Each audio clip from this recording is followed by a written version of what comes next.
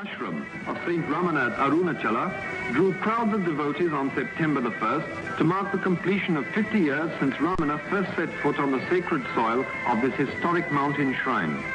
From far and near they flocked for darshan of the holy sage, who by the severest austerities and profound contemplation has attained spiritual wisdom and serenity unique in the country.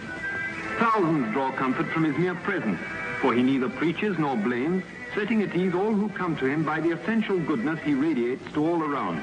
A good man in a troubled world.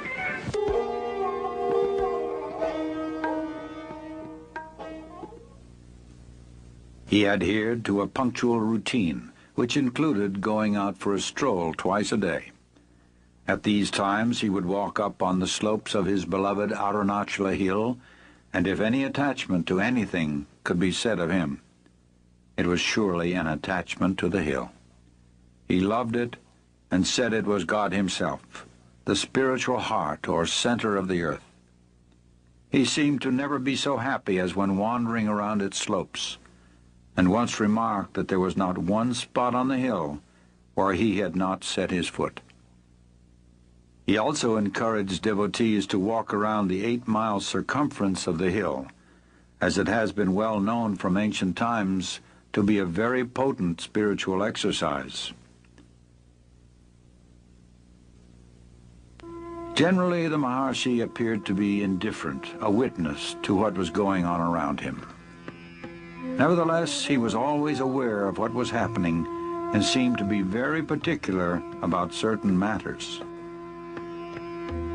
First of all, he insisted that he should be accessible to devotees and visitors at all times.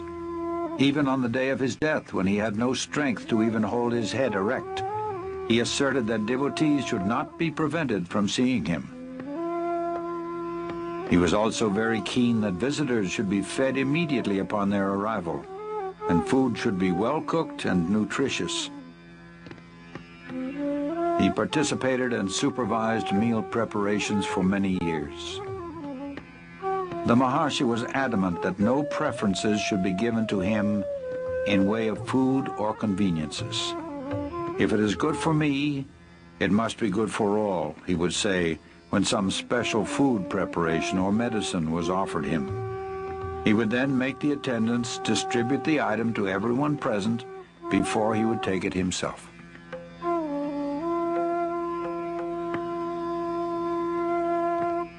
In his company, one would notice a total absence of distinction between men and women of different castes and creeds, of different races and religions, between a prince and a peasant, an ascetic and a householder. His equality extended far beyond human beings and embraced even plants and animals.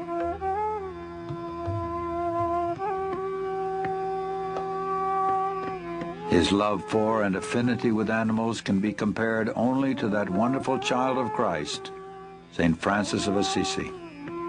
They all came to him, dogs, snakes, monkeys, crows, deer, peacocks, chipmunks, and cows, to name a few. Their silent language was known to him, and when he spoke, they understood and obeyed.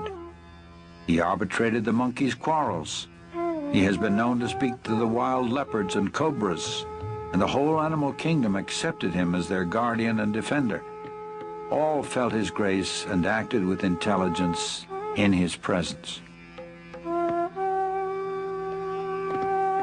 He considered every living creature as equal, and those who came to him deserved an equal share to the land and resources of Ramanashramam.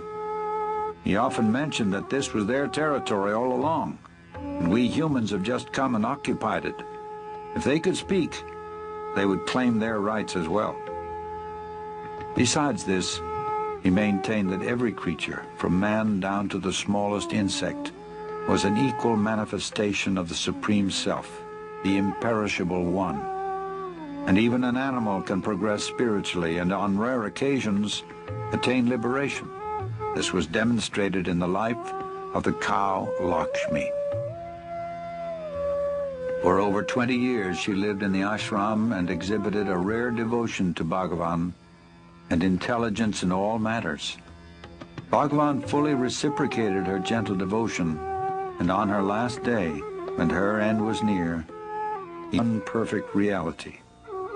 He often said that the true teaching was in silence, but this does not mean verbal expositions also were not given.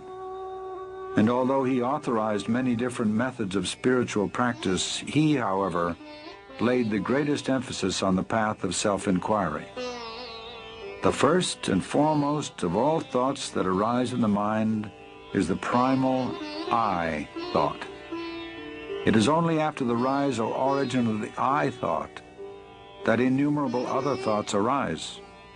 Search by means of a deeply introverted mind wherefrom this I arises.